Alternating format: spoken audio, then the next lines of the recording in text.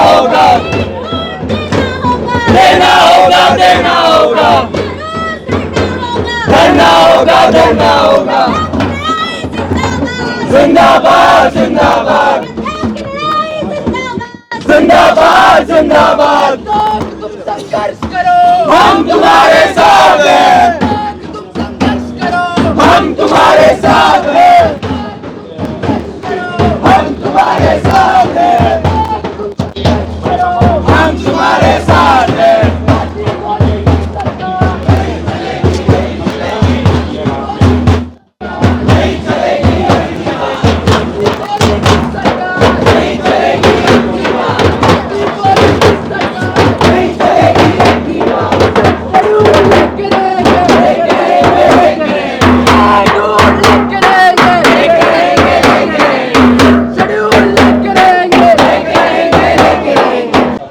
दोस्तों जैसा देख रहे हैं बहुत सारे जो छात्र यूनियन के बच्चे यहाँ पर इकट्ठा हुए हैं सोनम वांगचुक की रिहाई को मांग को लेकर के, और लद्दाख के जो चार मुद्दे हैं, जो चार मुद्दे हैं, फुल स्टेटहुड का मुद्दा, लेह और कारगिल को 2 लोकसभा सीट बनाने का मुद्दा, और जो है लद्दाख पब्लिक सर्विस कमीशन बनाने का मुद्दा, और सबसे महत्वपूर्ण मुद्दा लद्दाख को 6वें शेड्यूल में लाने का मुद्दा। और ये 6वें शेड्यूल की जो मांग है, इस मांग को लद्दाख के लोग इसलिए कर रहे हैं कि 2019 के लेह काउंसिल के चुनाव में भारतीय जनता पार्टी के द्वारा अपने मैनिफेस्टो के सबसे पहले पॉइंट नंबर पर 6 शेड्यूल देने का वादा किया गया था।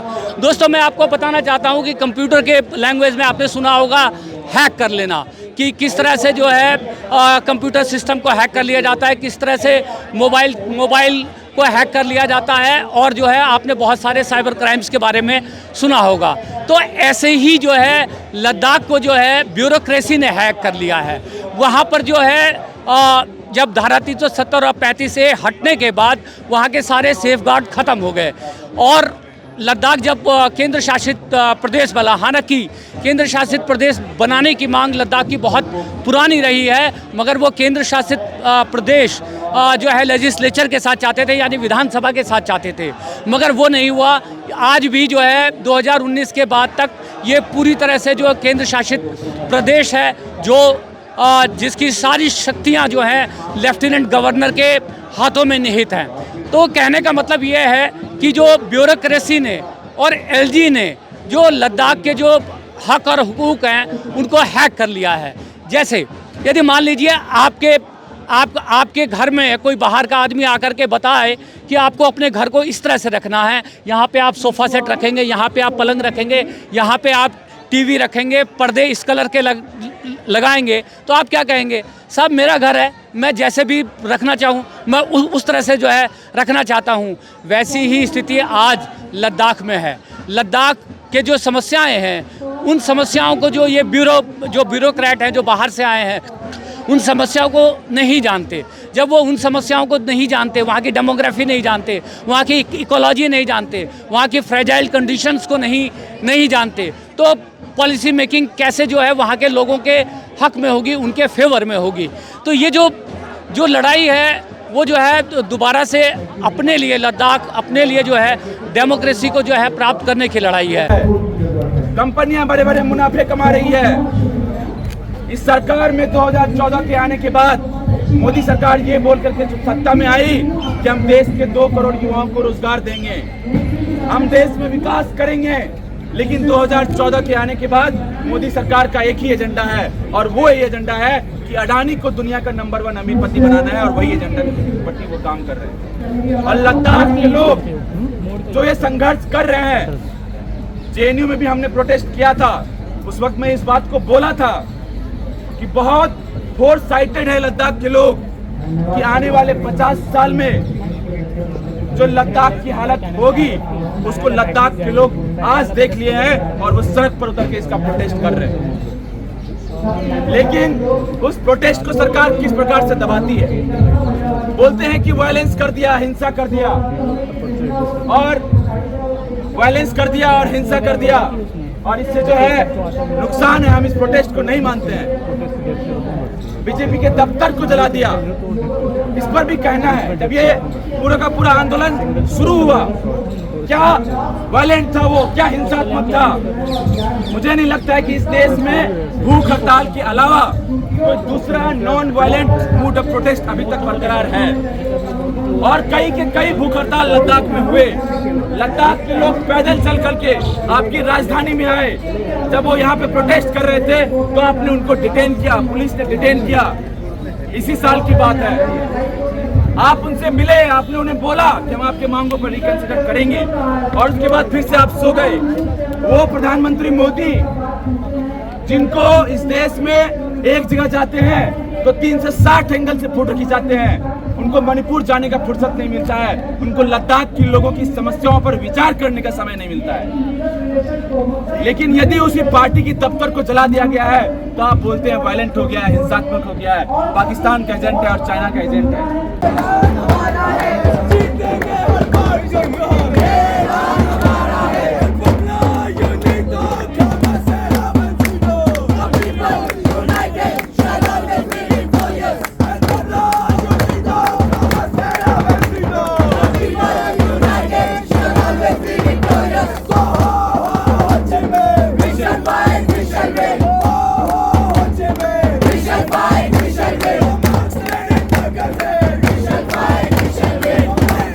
तो हिटलर की तरह आपको भागना पड़ेगा। जो हिटलर की चाल चलेगा वो हिटलर की। सोनम वांगचुक से आप मुलाकात किए थे, उनका कनेक्शन बताया जा रहा पाकिस्तान से, आपका भी कहीं लिंक बता दिया। नरेंद्र मोदी भी जाते हैं पाकिस्तान बिरयानी खाने, उनका कोई कनेक्शन नहीं बताते हो पाकिस्तान से।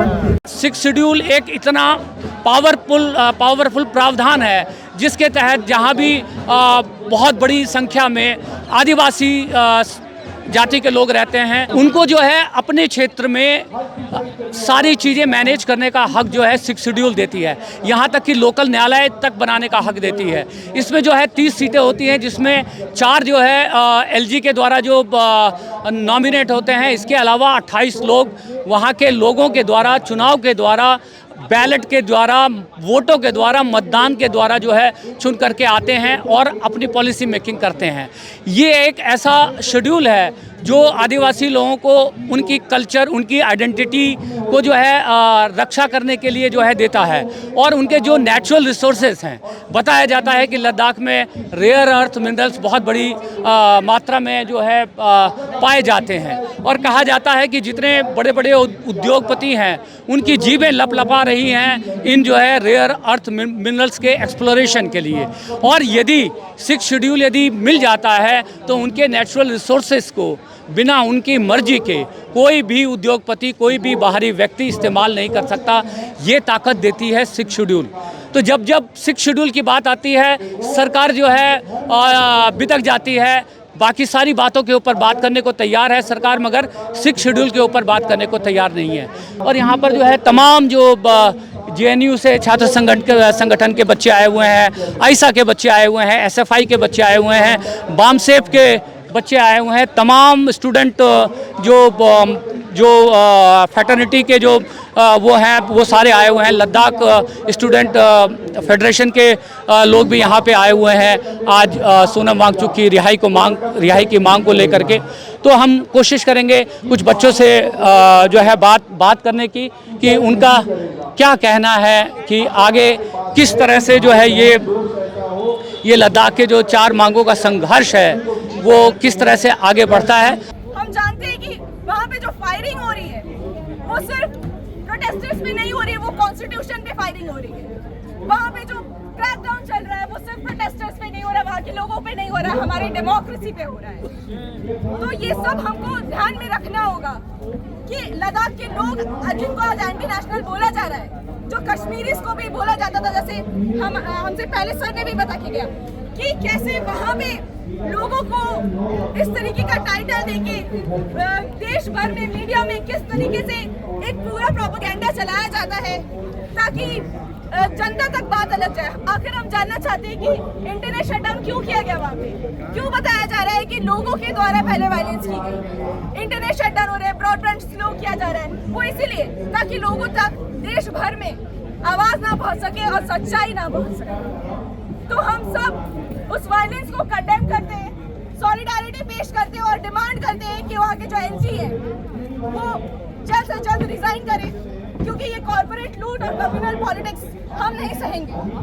ये जो मोदी जी जो है, जो हर जगह विजिट करते रहते हैं, दुनिया भर में ट्रैवल करते रहते हैं, कोई एजुकेटेड प्राइम मिनिस्टर रहता तो अब तक जाके डायलॉग किया होता, अब तक जाके लोगों से बात किया होती, पर हम देख रहे हैं ऐसा कुछ भी नहीं हो रहा है। तो हम डिमांड करते हैं कि जल्द से जल्द वहाँ पे स्टेट हुड रिस्टोर हो, और जो 6th शेड्यूल है जिसके लिए लोग काफी साल से लड़ रहे हैं, जो ये अपने मैनिफेस्टो में भी डालते हैं, उसको वहाँ पे लाया जाए। इसी के साथ मैं ये भी बोलना चाहती हूँ कि ये जो स्ट्रगल है, ये कोई आइसोलेटेड स्ट्रगल नहीं है। छत्तीसगढ़ में भी हमने देखा है कि और मणिपुर, हस्तियों, हर जगह यही काम चल रहा है। किस तरीके से हम देख रहे हैं कि ये जो कॉर्पोरेट लूट है पूरे देश भर में चल रही है। तो ये जो स्ट्रगल है साथियों, हम सबको साथ मिल करके लड़ना होगा। कुछ दिन पहले ही हमने देखा कि किस तरीके से बेगुनाहों पर जो प्रोटेस्ट कर रहे थे अपनी हक की लड़ाई के लिए, जो प्रोटेस्ट कर रहे थे कि उनकी कुछ डिमांड थी, वो अपनी डिमांड बनवाना चाहते थे कि हमें ये राइट, हमें 6th शेड्यूल चाहिए, या फिर हमें अपने जल जमीन को बचाना है, उनके हक की लड़ाई थी। लेकिन उस प्रोटेस्ट करने पर किस तरीके से उन लोगों पर गोलियां चलाई गई, हम उसका कंडेम करते हैं। इस तरीके की जो लाठी गोली की सरकार है, हम उसको चलने नहीं देंगे। ऐसी सरकार को यहाँ से हम रिजेक्ट करते हैं। और हमारी जो लड़ाई है जल जंगल जमीन को बचाने की, हमारी लड़ाई है ऐसे लोगों के साथ में खड़े रहने की, ऐसे संघर्ष में शामिल होने की जो कि लोकतंत्र को बचाने की लड़ाई में है, और जो संविधान जो हमें हक देता है अपनी बात रखने का, जो भी कुछ गलत हो रहा है, यदि गलत नीति सरकार लेके आ रही है तो उसके खिलाफ प्रोटेस्ट करने का हमें हक संविधान से मिलता है। उसी संविधान के दम पर हम सब लोग यहाँ भारी संख्या में खड़े हुए हैं, और जरूर से आगे भी इस प्रोटेस्ट को बुलंद करेंगे, और जिन पर भी गोलियां चलाई है उसका ये सरकार को जवाब देना होगा कि वो गोलियां क्यों चली। क्या प्रोटेस्ट करना इस देश में आज गुनाह हो गया है? मुझे नहीं लगता कि प्रोटेस्ट करना इस देश में गुनाह है। इसीलिए जो ये लोग यहाँ के लोकतंत्र की हत्या कर देना चाहते हैं, जो ये लोग संविधान की हत्या कर देना चाहते हैं, ऐसे लोगों के खिलाफ हमें एकदम सख्त से सख्त कदम उठाने की जरूरत है। हम जितना लंबा अपना आंदोलन कर सकें साथियों, उतना लंबा करेंगे। और मैं यहाँ से सोनम वांगचुक के रिहाई की बात करती हूँ कि उनको रिहा करें जल्द से जल्द, क्योंकि प्रोटेस्ट करना कोई भी गुनाह नहीं है, अपने हक की आवाज उठाना कोई भी गुनाह नहीं है।